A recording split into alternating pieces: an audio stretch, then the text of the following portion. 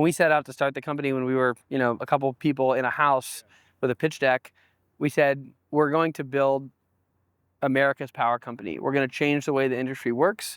To say that as a couple people in a house with a pitch deck is like totally insane, right? Still insane now. It's still totally We're going to look insane. back on this factory someday and say we were totally insane at that time.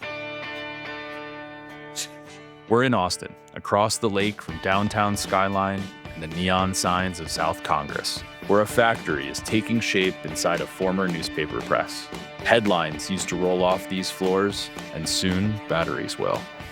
At Terrain, we partnered with Zach Dell and Justin Lopez early in their journey to build Base and fix America's grid.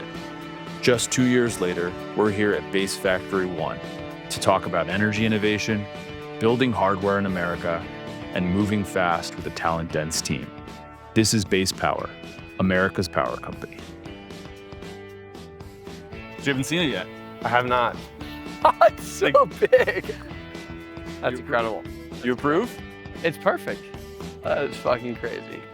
Tell me a bit about the environment of Austin. We're sitting right here on the river across from downtown. How the city plays a role in the company and the culture that you're creating, the idea of hardware in a place like this. I'm biased. I grew up here, but I think Austin is the greatest city in the world. Cole said you say that a lot. I do, yeah. When I grew up here, it felt a lot more like a small town. Now it feels closer to a big city, and I think that's some of the magic that Austin brings. Is it has the community and the culture of a small town, and it has the resources and the opportunity of a big city. And I think you'll find that Austin is a place where there are a lot of companies that are building in the built environment, particularly because it's a really good place to do business. Yep. And it's less regulatory oversight. There's more freedom to do things. It accepts the idea that you can make it what you want it, and I think that's a really uniquely American and uniquely Texas idea. A place like Texas, there's a lot of people who listen to you and say, okay, yeah, we've seen that before. Like that's interesting. How are you going to do it? How's it going to work? What about this? What about that? Right? Texas leads the country in renewables and fossil fuel generation, right? So it's just the energy capital of the country. And so as we looked at where do we start the business? Texas was the obvious place to do that. Now, of course, Austin has a place in my heart, and but it really was coming from this perspective of, okay, Texas is the energy capital of the world. It's the laboratory for energy technology.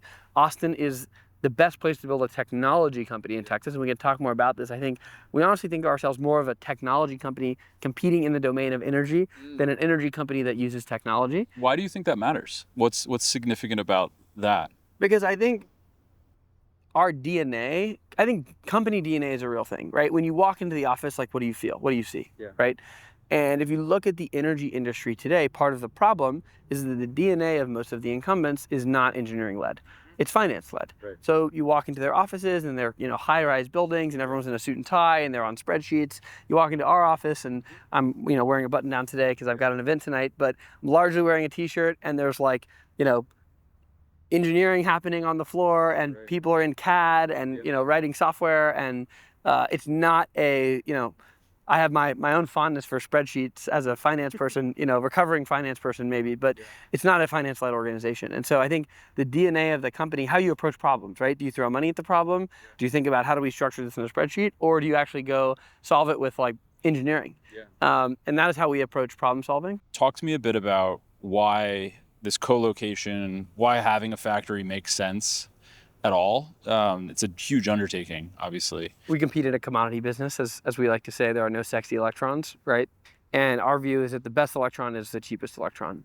And we can talk about how lower cost electrons enable new kinds of technologies to pencil and more innovation to happen and humanity to prosper, frankly.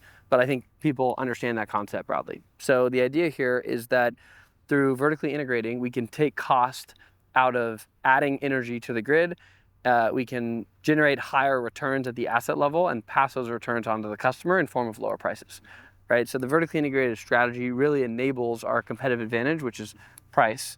The value in having engineering and manufacturing co-located is incredibly high, partially because if something breaks on the line, the engineer that's designing the product or that's designing the line can walk over and take a look. They don't have to get in the car, they don't have to get on a plane, right? Also because the person who's designing the product can talk to the manufacturing engineer that's working on the line, and they can collaborate in real time. Also, because all the folks that are working on the product, maybe in design or in software or in business development, they can see how the thing is made, right? Yeah, and yeah. so it just compounds learnings to have everything close together. It creates a really tight feedback loop, and we think it's a really huge advantage. Every time I come down to Austin and see you guys, there's a joy that is, tangible among the team. That's not something that can be contrived. It's also not something that can kind of come top down. What do you think it is about the group of people that, brings that kind of energy into work, where they're, excited to be going to work in the morning, excited to, have dinner together? I think we really value fun, which is not something that companies talk about valuing, but we like to have fun. We enjoy coming to work. We crack jokes in meetings. I heard you guys did a go-karting inside of this before it was we did some go-karting. Yeah. We did it outside, not inside. Okay. There were no, OSHA violations. Got It was it. all right.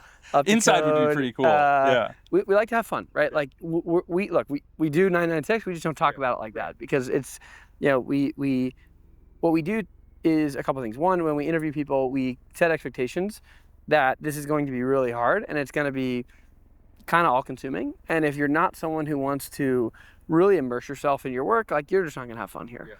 Yeah. Two is like we hire people that we like to spend time with, and that sounds at face value, it's like, oh, so you just like hire your friends? No, that's not what I'm saying. We hire people that have the kind of attitude that is positive, that is energetic. They bring, energy into conversations, and they're happy to be there, right? They look at problems and they get excited. Mm-hmm. They're not like dejected and, sad when things don't go their way. They know it's going to be hard. They expect to run into challenges. And I think there's a difference between taking yourself seriously and taking your work seriously. We take our work really seriously. We take ourselves not that seriously, right? Yeah. So people make fun of me all the time. I make fun of them back. We crack jokes. There's inside jokes. We like to have fun. How do you, you're having a pitch with a prospective recruit or someone that you want to hire, what's the story you tell them to come to Base to work on, as you said, like unsexy electrons? Well, I think there's a really strong draw to work on problems that really matter and, work on something that you're proud to tell your friends about, your wife about, your husband about, your grandkids about, right? And I think Base qualifies, deeply in that regard. It also is a place where you are surrounded by extremely intelligent, hardworking people that also really care about the mission and have a really kind of deep desire and hunger to solve problems and iterate and make improvements and kind of get better together. So I'd say, how do we convince people to join Base? I think there are really three things. One is the team, the culture, and being at Base is really freaking fun. The second kind of bucket of reasons is the best people want to be working on hard problems with other really smart people, right? And there is a basically never-ending list of really hard things that we got to go figure out. Back to this point of get in the game and then stay in the game and go find other problems to solve. There are so many things in the energy ecosystem that we can go do that people are really excited about. And you don't have this problem of, we ran out of hard problems to solve and now there's nothing interesting to go work on. So there's kind of a never-ending list there. And then the third bucket, you brought up economics, and I think, look, like, are we paying people what OpenAI and Meta are paying people? No, we're not, right? We're not that kind of business. But the opportunity in front of us is incredibly, incredibly large, right? Like electricity is, or energy is one of the biggest parts of the economy. And there's, $1 trillion of revenue to go after, just in the US and another 4 or 5 trillion of revenue across the world. And, again, I say this with humility and respect for the game, but if we're successful, I think we could build one of the biggest companies on the planet. And there's top-down math and bottom-up math, and I can run you through it. But I think this is a massive economic opportunity for people, who join today, who join in a year, who join in 5 years. It's that large of an opportunity that you can check all the boxes, right? You can have, the financial upside that people are looking for. You can have endlessly interesting problems and a kind of never-ending list of those. And then you can have like a freaking fun and rewarding and challenging day-to-day, which I think a lot of people are looking for. We've talked about that as like base pace, which is that, both the parallel ownership of these verticals that have, a lot of complexity within them, but then a shared set of responsibility and collaboration throughout them. As you've gone, I don't know, 2 years ago, this whole operation and HQ across the street was out of a house. What has been the, I'd say, biggest learning of instilling that in the culture as it's grown to how many employees now? About 220. Wow. When you're building in this vertically integrated way, the constraint is probably you in some way, right? So if you're relying on counterparties and the counterparty slows you down, there's often not a lot you can do. You're like, well, we have to wait until they give us the thing and then we can go do this other thing. But the way that we decided to start the company in the deregulated part of the market was oriented around this idea that we could just go execute quickly, and the only thing slowing us down was us. Mm-hmm. And so we kind of pressured each other to move faster, right? And so you know about the turtle, but for those who aren't aware, we have a literal physical turtle. And the turtle goes on the desk of the person of the team that is the constraint in the business. And it's not a source of shame. Yeah. It's actually a source of pride, because if you never carry the turtle, you're probably not working on something that's all that important, right? And so the turtle moves across the desks as the constraint moves. And so instead of going to third parties to solve our problems, you go across the office and you're like, hey, can you please do this thing? Because I'm trying to, hit my number, or I'm trying to get to my goal. And it just creates this like strong team orientation where when you run into an issue, you don't go outside the company, you go to inside the company, you go to a different team or a different part of the business. And I think that kind of creates this concept of base pace, which is this strong orientation towards action and this bias towards speed. How do you create a brand that fills people's imagination, both the team of coming to work on this mission, but also of customers who have been sold power forever, right? It's not, it's a 100-plus-year-old technology, the grid, that people don't look at, as a thing that they choose.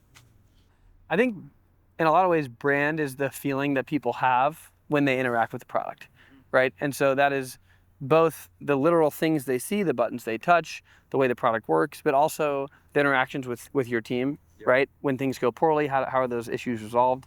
And back to the technology point, is like technology is infused into all those things, right? And in our category, I don't want to say it's easy, but there's a real opportunity to differentiate in that feeling that you have when you interact with your power company on the vector of technology to make that experience a lot better for the customer. Said differently, you don't often hear people say, man, I love my power company.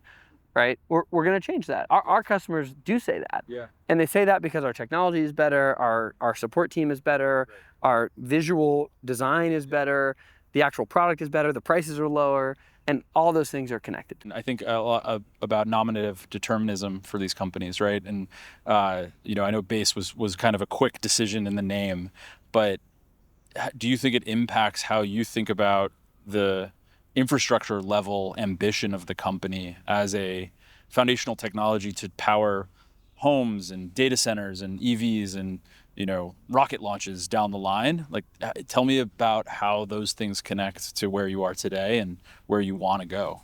Yeah, our view is that energy is the last great part of the economy that's gone undisrupted. It touches everything, right? It flows through our homes, our schools, our factories, and really, our future, right? We can't do anything without it. And, this is a bit of a tangent, but bear with me. One thing I talked about with the team, and I could get the exact number wrong, so, folks are welcome to fact check me, but if you look at the average age of the companies in the S&P 500, it's like roughly 40 years. So what that tells you is if you want to do really well, which I would categorize S&P 500 as doing pretty well, you just got to stay in the game. Right? And so step one is like build a really financially sustainable core business model, a strong balance sheet, and an incredibly strong team. And then if you happen to be in a big market, which I'd argue that energy is the biggest, and you have those three things figured out, the possibilities, the problems you can solve in that space are endless, right? So you can go downstream into the home, and maybe one day we do sell premium products into the home, right? There's all kinds of stuff downstream of the electric meter, basically every load in the home that we can go touch, and I'll just leave it there. Yeah. Then you go upstream into the utility infrastructure and you work on substations and transformers and software and all kinds of things for users of large amounts of energy. You talk about data centers and factories, and we also think about multifamily buildings and quick serve restaurants and gas stations and grocery stores. So the way we think about it is build a really financially sustainable core business strong balance sheet, strong team, Right. and then go, stay in the game Yeah. and go fight to take market share in different parts of the energy ecosystem. You made this point of these 40, 50-year-old companies that occupy the S&P 500, and even some of the tech giants are now kind of in that range. As you take that then to the team, and as you build a team, how do you think about the longevity of having someone feel fulfilled and driven at base and have their ambitions met for 10, 15, 25 years? I think, you had told me once that, it was one of the biggest points of pride for your dad with his company, that there are people that have had their whole careers there and have, reached incredible heights alongside the company. So I think, first principles here, like, what do people look for in a job? What do they care about, right? A mission that matters, colleagues that they enjoy working with, and work that is challenging and inspiring. And so we try to make sure those things are equal true for everyone, right? Now, our mission, I think, is particularly inspiring, and most folks find it very easy to get excited about our mission, right? It's like, do you care about helping people save money on electricity and keep their lights on? Yeah. It's a pretty easy yes there. 2, we've talked a lot about hiring and the quality of our team and our talent bar, and so it is our responsibility to keep that bar high, so that, if you joined at 20 people, 50 people, 70 people, 100 people, 150 people, and the talent bar was really high at all those levels, and then it starts to drop, the likelihood of you leaving goes up significantly, because the average talent Quality that's around gets you. diluted, Yeah. right? And so that's a really big piece of it. And then let's say all we ever do is home batteries in Texas, right? That's really exciting, and you could build a $100 billion company doing that, and happy to walk you through that math, right? But there's so much more out there. We talked about going downstream, going upstream, going into other states. And so the best people, they want to work on interesting, novel problems. And so if you don't have this really ambitious kind of plan that says, hey, we're going to go do X, Y, and Z, new product, new market, new problem, this is how we're going to further our mission, the best people will just get bored and leave, right? So you have to always kind of have new, interesting stuff for them to work on. There's no stop in you, right? It's something that I saw, when we worked together in our, previous job, and, now as a, early backer at Base, and being able to work closely together. The best entrepreneurs become their category, become their product. Walk me through, as you were sitting at the precipice of starting this company, and as many people will be sitting at the precipice of considering joining this company, how energy captivated you, and just your thoughts on the need to do that to be successful in this world as an entrepreneur. Yeah, I would say I'm incredibly lucky and just blessed to have grown up in the way that I did, and get to watch an entrepreneur and my dad build a company in the way that he did. And I got to just learn a lot about what that journey is like. And one of the most salient learnings from that experience was seeing the computer industry take over his life in a way that brought him a ton of joy and energy, to the point where, he is excited and willing to talk about computers and servers and data centers any time of day, 365, 24/7. Like, we could be on vacation or, late at night, early in the morning. It doesn't matter. Like, this is a topic that he wants to talk about. And, he immediately perks up with energy and excitement when, this subject matter gets brought up, right? And so if you're going to build a company and you're going to do it for 5 years and you're going to get to, XYZ scale, and then you're going to sell it and move on, like, this is not required, right? But if you're going to build a business and it's going to be your life's work, and you're going to put a 50-year run into something, or 25-year run into something, you got to be willing to make that your identity. And it needs to be something sufficiently interesting, at least this is how I thought about it, that you are willing to make your life, right? If we were going to go build Beanie Babies or whatever, the Labubu, this new thing that I've recently learned about, I don't particularly care about stuffed animal toys, right? And so I'd have a really hard time being the stuffed animal toy guy. But energy is really freaking interesting. It's complex, it's nuanced, it's competitive, it's quantitative, it's physical, it's capital intense, and it's as a mix of engineering and finance and customer regulatory, experience, brand. It's endlessly interesting. And so when I was looking at opportunities, and really, as was like wanting to start a company for a long time, was kind of studying different paradigm shifts and things to build into. And I saw this kind of paradigm shift in energy, which, you know, I described as the last 50 years have been defined by coal and natural gas. The next 50 years will be defined by solar and storage. And I kind of saw that happening. I said, okay, well, energy is something that I actually would be really excited to spend the rest of my life thinking about. And what's interesting is when you are, you know, a CEO or a co-founder and you're starting your company, people, you know, you're in social settings and people want to ask about the company, and then people will apologize and be like, oh, I'm sorry, you probably don't want to talk about this right now.